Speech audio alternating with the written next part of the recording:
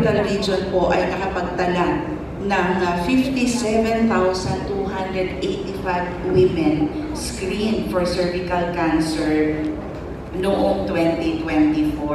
At ito lamang ay napakaliit sa ating target na populasyon, which is close to 2.8 to 2.9 million for the National Capital Region na women eligible sa ating programa for the screening. Kaya naman, marami na tayong naabot patungkol sa ating programa, ngunit marami pa din tayong dapat abutin sa ating pangarap to really achieve the targets to be met by 2030.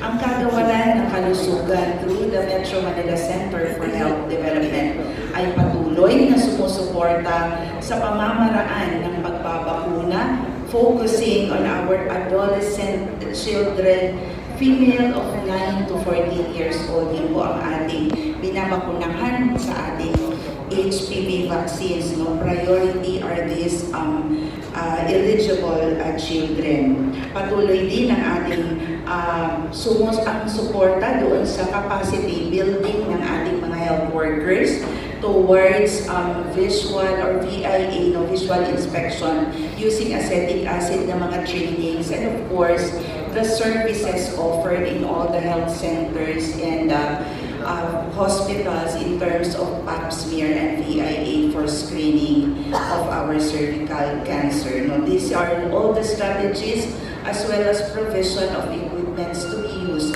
for our cervical cancer screening.